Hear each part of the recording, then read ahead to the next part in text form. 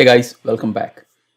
In today's video, I will show you how you can use Power Automate Flow to send a weekly task reminder summary to different users. So stay tuned. And also, I'm wishing you all a very happy New Year 2023. Thanks for watching my videos and thanks for subscribing. Stay tuned.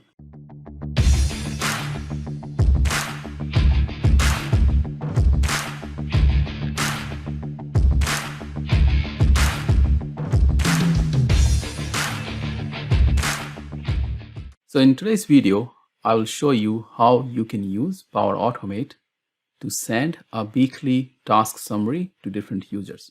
This method that I'm going to walk you through can apply to any task list. You can use a task list created in SharePoint, or you can use Microsoft To-Dos, or you can use Microsoft Planner, or even you can use an Excel if you are maintaining your task in Excel. Doesn't matter. The only thing is matter that you need some sort of information in the task list that we are going to use to schedule the task summary email and also filter the data. Okay, so for today's demo, I'm going to use a task list that I created in SharePoint. So this is my task list, as you can see, work progress tracker. I have different tasks here. Let me switch to the list view. As you can see here, I have work item, that is a task title, some other detail. Key columns are assigned to, who the task is assigned currently, and also the progress. This is my status. So whether the task is completed, in progress, not started, and some other column with due date. So when you're working in your task list, the column that you absolutely need assigned to and the due date, because these two columns we are going to use to filter and schedule the task summary email. Good enough. Okay. So the requirement is that, as you can see here, there are different people, different tasks assigned to different people. I don't want to send them email every day. Instead, I want to send them a summary email weekly or monthly or daily, whichever schedule I prefer, with all the tasks that is assigned to those users, excluding the one those are completed, and making sure that I'm also highlighting any work that is past due and need to be addressed. Okay, this is our base requirement. So we have the list ready. Now let's jump onto the Power Automate and we'll start creating the Power Automate flow. Okay, so I logged into Power Automate flow and I'm going to create a new flow. Because we are creating this summary email flow, I'm going to pick a scheduled cloud flow. Okay, because we need to send it weekly. Okay, so this is my flow, and what I'm saying that this flow will run on each Monday at 10 a.m. Click create. Okay, so flow created. Now the next step is going to depend on what kind of task list are you using. If you are using SharePoint, then very much what I'm going to do you can follow. If you are not using SharePoint, and for example if you are using Planner or Excel or Microsoft To-Do, you just need to make slight changes to query the task information. Okay, click on new step. Because I'm using SharePoint, so I'm going to select the SharePoint. You can select the data source that you're picking for your task list. Okay, and I'm going to pick the get items, because what we are trying to do, we are trying to query all the tasks from the task list that we are using. Select the site address. Okay, so I selected my site address and also my list name. Now here we're going to be a little bit creative. Okay, so as I said at the beginning, we don't want to get all the tasks from the task list. Instead, I only want the tasks those are not completed, because for them I need to send the reminder. So then I need to use a filter query. And what I'm saying in the filter query, progress, this will be your status column. Okay, as you can see here, my status column is progress. So if you are using your column name as task status or whatever, make sure that you are using that column internal name, not equal to completed, single quotes. Okay, now this text is what you want to exclude. So in my case, I'm using completed. In your case, you can use some other status that you want to exclude. Make sure that you are passing those. So that's the one filter. Then we have the order by due date. This is your task due date column.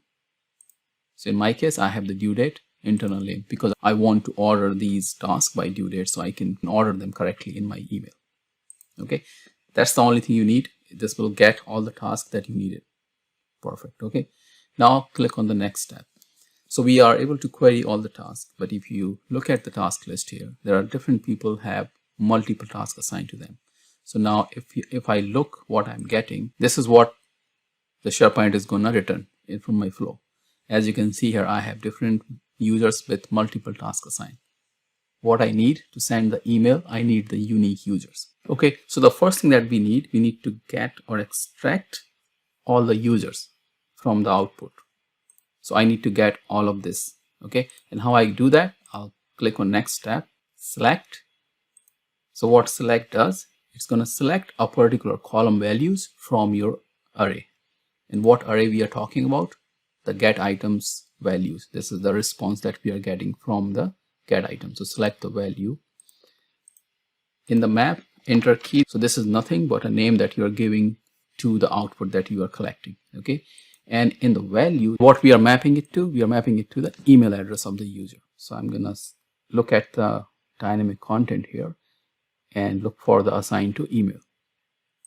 Okay. And if you look at this, what it's saying, item assigned to email. Click save, and we're going to quickly run it just to see the results. Okay, so flow completed. And if you look at the select, as you can see here, I'm getting all of my users' email from my task list. Okay, so our half part is done. Now we don't need the entire list. Instead, what we need the unique user. So I'm going to click on the next tab. Now we need to somehow find the unique email addresses from the output of this select. Okay, so what I'm going to do here, I'm going to say compose. Okay, and in the input, go to the expression, search for union. Okay, and this is again a function in Power Automate, and what it does, it take two different collections and it will give you an output of those two different array or collections. But what it does actually, it actually give you only the unique between those two. Okay, so here what we're going to do, go to the union, select dynamic content, and select the output of your select command previously, and then select again. Yes, so you are saying union of same array two times. This is the trick to find a unique value. So if you ever need to find the unique between two array, just pass those two array to the union and you will get the output. Click OK, test. Now if you look at the result, you can see I got all the unique users. Now the next thing is actually formatting our email, right? If we are trying to send the email, we need to format the email so it looks pretty good. So for that, what we're going to do, I'm going to add another compose, and because we are sending this task summary as a table, we need to style it. And how I find the styling, you can find your table style or the CSS for your summary table from anywhere. Just a very simple example. If you go to the W3 school, right, here they have all the different HTML and the CSS example. And if you go to the CSS table and table style and click on try it yourself, this will take you to a screen where you can see the different table styling, right? So as you can see, an example of table here. The main thing that you need to style your table is the style tag, right? And this, if you know the HTML and if you know the CSS, you can create your own as well. Okay, so if you have this style already with any other table that you have created previously, HTML table or CSS table, just copy that and paste it in your Power Automate flow. If you don't have it, you can start here. This is an example. This will give you a table like this, and you can start working on that, like for example, changing the background color, alternate row color, or anything. Okay, so what I'm going to do for our flow, I'm going to use this style. And if you want to copy this, I will keep it available, this flow, so you can download and use it. But this is nothing crazy going on here. A simple style tag. Inside that, I'm just giving an ID reference here so that I can use in my table. And basic information like what is going to be the form bit, what is going to be the task table, rows and column, background color, font color, and all of that, right? So you need this to style your email response. It's still simple. It's not that hard if you have this style. Okay, the next step that you need, you have your CSS ready, but you need to create a structure for your table, right? That what all different columns you want to include in your email summary and what all information you want to send. So for that, what we are going to do, we are going to create a variable, and you need to initialize a variable. I'm going to just call it, okay, so this is my email HTML. This is type string, And this is where you define your table. Now, this also, if you go here in the example, so this is how they are defining the table. A table is structure of rows and column, correct? So here what we are doing in our flow, we are saying our table, I'm giving ID task that you can very much know because I'm using task ID here. If you don't want to use ID, you can just say table and not use this hash. Okay, so table ID is task. T head, this is the header, and I'm saying these are the different headers or columns that I'm going to use in my table. Title, that is the task title, description, category, priority, project reference, due date, and status, and closing it. So you need to define your structure. So this is how you define your table structure for your email. Okay, so far so good. I'm going to just click save. So now you have all the base ready to start creating your summary email. Click on News tab. Okay, Control, Apply to each. So what we are trying to do now, we are trying to go through each email address that we got in this union. So unique users whom we need to send the different emails, and find the task for those users and then send them an email. Okay, so apply to each output of this compose, because this is the compose that giving us the unique users. Okay, so now we have done that. Now what we need, we got our unique user, we got into this loop of going through each user. Now we need to filter the task response that we got for each users that we have. Okay, so here what I'm going to do, I'm going to use action called filter array. Okay, what it does, it just filter your array based on the filter criteria that you're providing. So what we are filtering, we are filtering our response, the get items. Perfect. Okay, and what is the criteria? So what we are saying, we are assigned to email that is in my list equals to the unique email that we got. Okay, so you need to again go back here and then search for assigned to email. Assigned to email equals to, what you need to do, search for this apply to each, that's the name of your loop. Select the current item. Okay, now this current item is not going to give you the email, it's going to give you this entire thing, user colon email. So what we need to say, give me the user. So what you can do here, select this entire thing, copy it, Control C, go to the expression, paste it. So you will get something like this, items apply to each, then put a question mark, user, click OK. Now this is what you need, or this is what will give you the user email. So now we got the task for each users in a loop. Now what we need to do next, I'm going to set the variable. Okay, and which variable we are setting?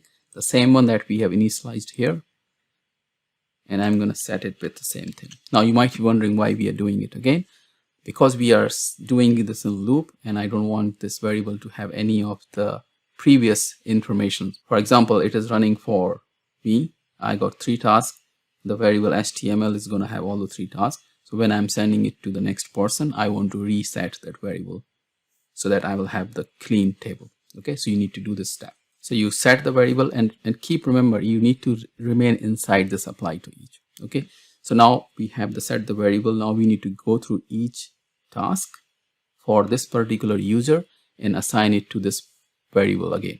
Okay, so same thing, I'm going to control apply to each, and this time I'm going to say the output of this filter array. Okay, this is the filter array, select the body. Now what you are doing here, you are going through each task for each users, click add action, again go to set variables, and then what we are going to do, append to a string variable. So now what we are doing here, for each user, each task, we're going to append the task in detail to the variable that we have created for this HTML. So we already defined the header. Now we are adding a row for each task. Okay, and because this is HTML, how you're going to do it, you're going to just start typing tr like this, and in between these two tr you will put your value or information. This should match with the number of column that you have. Now for each row you need to define the number of column that you have in your headers. In our case we have 7, so I need to create 7 td. Okay, so this is the structure for my row. I have one row and I have 7 columns. Now what we need to do, we need to pass the value for each column. The first column is the title, right? So click in between of these two TD, go to expression, and in the expression, same thing, you go to the dynamic content. At the very end, you will see the loop name here, apply to each two. If you rename it, then you will find the rename name. I'm going to select the current item just to show you. Now this current item is going to have all the columns, right? Whatever columns we have selected. We don't need all the columns. So what we're going to do, we're going to select this entire thing, go to the expression, and this will give you this little function, items of apply to each two. Now after that, you can put the question mark, bracket, and then you can pass the column name that you want the value from. Okay, so my column name is title. So for now, you can just copy it and keep going to each of the next column. So next one is the description. Okay, the next one is the category. If you are using a choice column, then if you just pass the column name, it won't bring the right information because it's a choice column. It can apply to choice or also the lookup column. Okay, so for choice or the lookup column, what you need to do after you pass the column name, you still need to go ahead and do another thing and say value. So the column name, then you complete the bracket, another question mark, another bracket, and you will say value. This will actually bring the actual value of the choice or your lookup columns. Okay, so I updated all the 7 columns that I have, updated my expression to pass all the value. And there's a couple of things that we have discussed. Number one is on the title, I just don't want to send the title as a text. Instead, what I want it to be linked to the task. So if someone has got an email, click on that link, they should go to the task directly. Okay, so for that, what we're going to do, we're going to create another function on the title here, and we're going to say concat.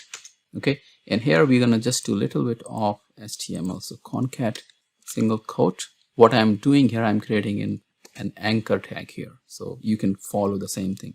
So href equals to double quotes, and you're gonna close a single quotes, then another comma, and you can copy this same logic that we are using to get the title here, another comma, and instead of title, we're gonna pass another column that is curly link. What this column does, this column will give you a direct link to this particular item. Okay, so this way you can have your link ready, and then you're gonna space, single quote, double quote, delete the last single quote if you got it, and single quote back here. Okay, and don't worry, I'll paste this formula so you can easily copy. And at the very end, after your title value, you're gonna put another comma, single quotes, and you're gonna close your anchor tag and click update. So this way you can have your link column ready to go. Okay, good. Click save. Okay, so this part is done. There's another thing that we have discussed of highlighting a particular row if the task is passed you. Okay, so for that, what you need to do, you can just go to your TR, that's your row. Okay, and just after TR, put in space. What we are doing here, we are putting an inline CSS for each row and checking if the due date is passed or not.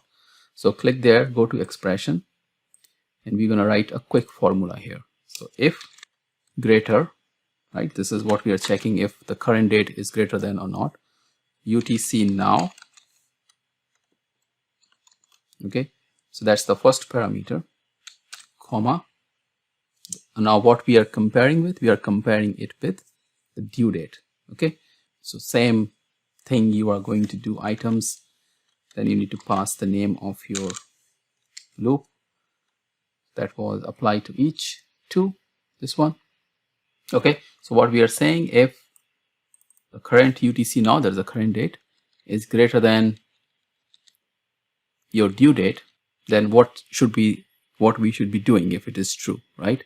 We are going to pass an inline style. So single quotes, style, we are setting the background color for the entire row, and you can select the color that you want. Here I'm selecting a yellow color. Okay, and if it is not, if the condition of current date is not greater than or past the due date, then you can just do nothing, single quotes. Click update. Okay, so now you have everything ready to go. Click save. So this apply to each two this should go through each task for this particular user. And they should only have this append to string variable, one action, okay? Because now you keep adding the different tasks to this table. Close it, okay?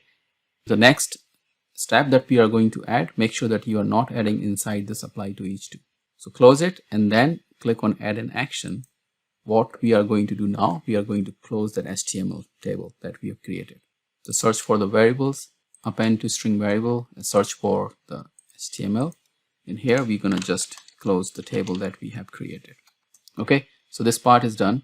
So now we have our HTML table ready. Everything is ready. The only thing we need to do now, send an HTML via email. So for here, I'm going to search for send HTML or send email to. You can easily find the to. This is where this is going to your current user in your first loop, right? The current user that you have. So go to the email address and you can easily go to the expression, click on dynamic content expression and paste that.